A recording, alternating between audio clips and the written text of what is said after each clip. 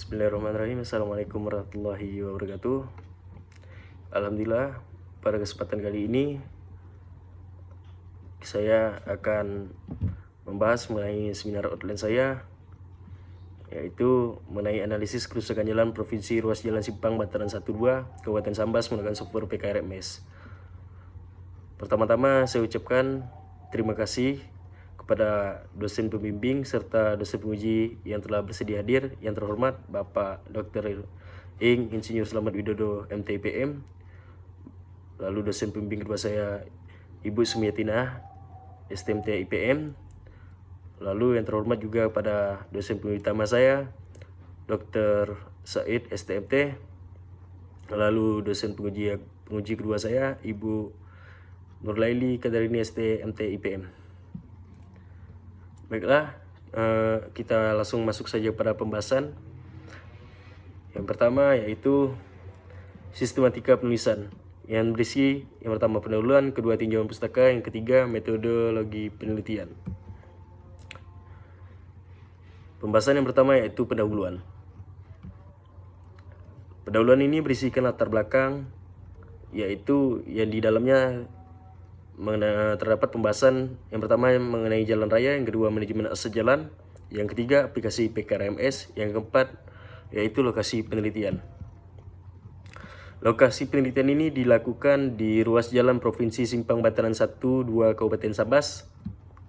Lalu untuk batas administratif wilayah sudah saya cantumkan di tabel, yaitu bisa kita lihat.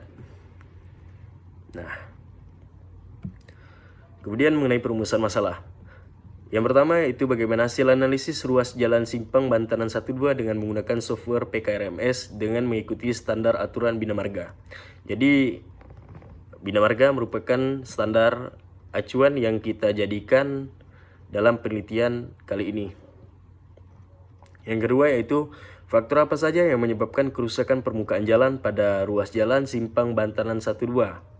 Nah, faktor-faktor ini yang menyebabkan perumusan masalah dalam pengangkatan judul skripsi saya pada kesempatan ini. Nah, masuk pada pembahasan selanjutnya yaitu tujuan penelitian, yaitu yang pertama untuk mengevaluasi kerusakan permukaan jalan Simpang Bantaran 1-2 dengan menggunakan standar Bina Marga. Yang kedua yaitu mengetahui faktor serta jenis kerusakan jalan serta menentukan tipikal untuk penanganannya berdasarkan hasil dari analisa menggunakan PKRMS. Yang ketiga menentukan jenis kelayakan kondisi dari ruas jalan dan mendapatkan standar jenis kerusakan. Yang keempat output hasil dari penelitian yang berupa database programming PKRMS serta informasi keadaan jalan beserta inventarisasi jalan terkini yang digambarkan melalui strip map jalan. Nah, lalu kita masuk ke pembatasan masalah. Pembatasan masalah ini yang pertama yaitu tinjauan hanya memperhitungkan serta menganalisa kondisi permukaan jalan Simpang Bantaran 1-2 beserta inventarisasi jalan. Yang kedua menampilkan output database PKRMS serta strip map hasil penelitian di lapangan. Yang ketiga memperoleh database ruas jalan penelitian. Yang keempat penulisan tidak menyangkut tentang rencana anggaran biaya atau RAB. Nah, pada tabel ini terdapat data area wisata yang melalui lalu lintas area jalan Simpang Bantaran 1-2 yang terdapat bisa kita lihat di sini di tabel di area Palo, Sajingan Besar. Di sini merupakan wilayah yang melewati daerah tersebut. Lalu kita masuk ke bab kedua yaitu mengenai tinjauan pustaka. Yang pertama yaitu klasifikasi jalan. Klasifikasi jalan menurut Perundang-Undang Nomor 22 Tahun 2009 yaitu terdiri dari jalan arteri, kolektor, lokal, serta lingkungan. Yang kedua klasifikasi menurut Wewenang Jalan Undang-Undang Nomor 22 Tahun 2009. Yang ketiga klasifikasi menurut Medan Jalan Bina Marga Nomor 007/BM/2009. Yang keempat klasifikasi menurut Wewenang Undang-Undang Nomor 34 Tahun 2006. Yang mana di sini terdapat jalan nasional, provinsi, kabupaten, kota, dan desa. Untuk pengertian teknik manajemen aset jalan sendiri, yaitu teknik manajemen aset jalan didefinisikan sebagai sebuah pendekatan menyeluruh dan terstruktur atas penyediaan dan pemeliharaan infrastruktur fisik jalan dalam jangka panjang berdasarkan prinsip-prinsip teknis, ekonomi, bisnis, dan lingkungan yang baik demi memfasilitasi penyediaan layanan yang efektif bagi masyarakat, pengguna, dan pemangku kepentingan lain. Nah, Untuk ruang lingkup aset jalan mencakup badan jalan, yaitu badan jalan di mana di badan jalan tersebut terdapat perkerasan dan bahu, saluran samping jalan, jembatan, gorong-gorong, rambu pelengkap, serta dinding penahan tanah. Nah, kita bisa dapat melihat di situ terdapat bagian-bagian jalan yang digambarkan. Kemudian tujuan teknik manajemen aset jalan. Teknik manajemen aset jalan bertujuan untuk memelihara jaringan jalan yang ada dengan mengenali kebutuhan perbaikan jaringan jalan agar mencapai atau mempertahankan standar operasional jalan yang diinginkan. Lalu, jenis-jenis pemeliharaan aset jalan. Yang pertama, pemeliharaan rutin. Yang kedua, pekerjaan tertunda dan minor. Yang ketiga, pekerjaan penunjang. 4, pemeliharaan berkala. 5, pekerjaan khusus. 6, rehabilitasi. PKRMS. Nah, pada pembahasan kali ini yaitu mengenai PKRMS. PKRM sendiri merupakan Provincial Kabupaten Road Management System, yang mana merupakan alat bantu yang didesain khusus untuk keperluan perencanaan, pemrograman, dan penganggaran, yang dapat digunakan di tingkat provinsi atau kabupaten. Perhitungan analisis pada PKRMS menggunakan kombinasi nama norma kuantitas untuk pemeliharaan rutin dan perhitungan.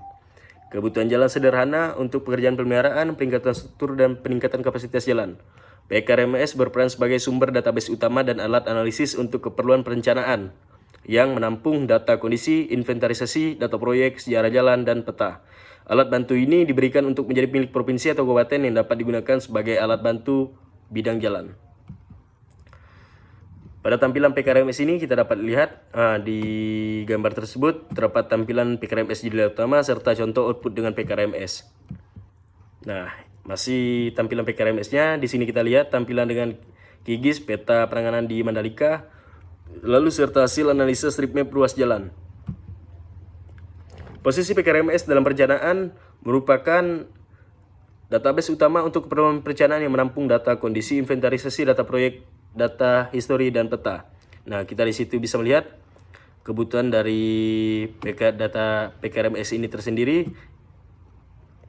Lalu kita lanjutkan keunggulan PKRMS. Yang pertama, akses mudah. Yang kedua, struktur ramping. Yang ketiga, accountable. Keempat, flexibility. Kebutuhan data PKRMS yang pertama data administratif, kedua data jaringan jalan, 3 data inventarisasi jalan, 4 data kondisi jalan, 5 data lalu lintas, 6 data harga satuan, 7 data struktur, dan 8 data pendukung. Kita masuk ke bab 3 yaitu metodologi penelitian. Pada metodologi penelitian ini yang pertama yaitu pengumpulan data lapangan, 2 analisa data, 3 pengolahan data, keempat hasil pengolahan data. Diagram alirnya bisa kita saksikan untuk diagram alir metode penelitian. Nah, lalu masuk ke pengumpulan data lapangan. Data yang digunakan dalam penelitian ini terdiri dari 2 jenis data, yaitu primer dan sekunder. Primer didapat langsung dari lapangan yang telah dilakukan survei, sedangkan sekunder adalah data yang diambil atau dapatkan dari instansi tertentu.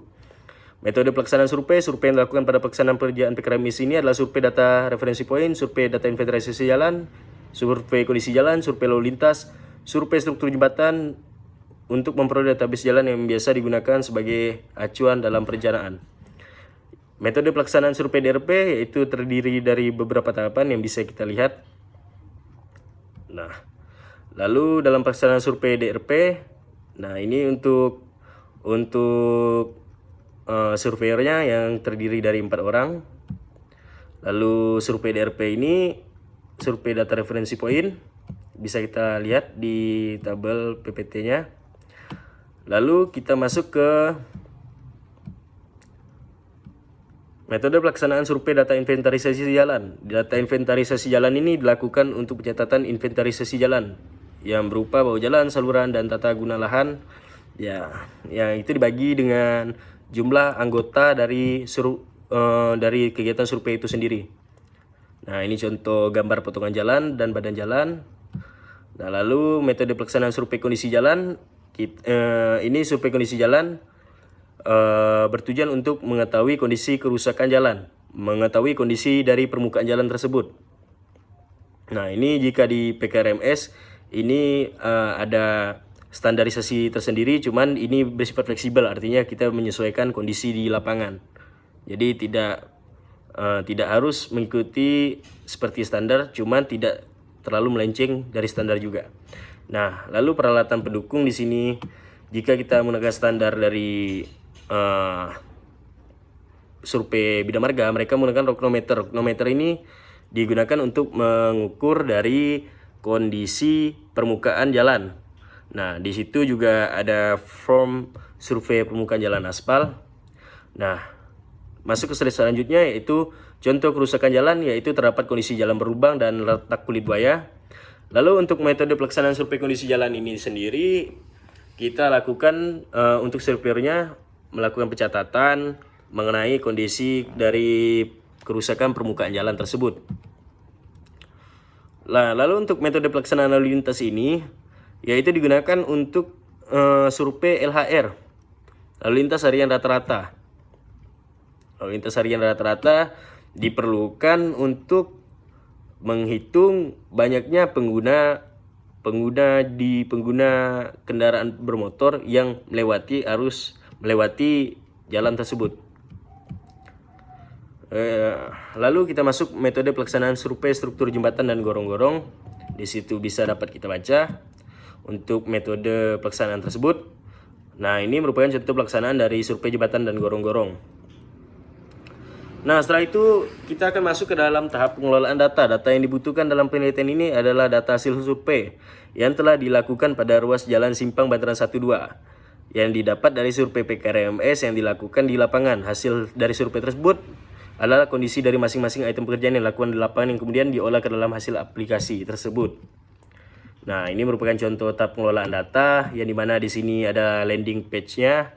Ini masuk ke ada bagian-bagiannya, kondisi jalan, inventarisasi jalan, dan lain. Nah, ini merupakan contoh hasil dari strip map hasil survei. Strip map hasil survei ini didapatkan ketika kita sudah melakukan survei di lapangan. Nah, sekian yang dapat saya sampaikan. Terima kasih. Apabila terdapat kesalahan, mohon untuk dimaafkan. Terima kasih.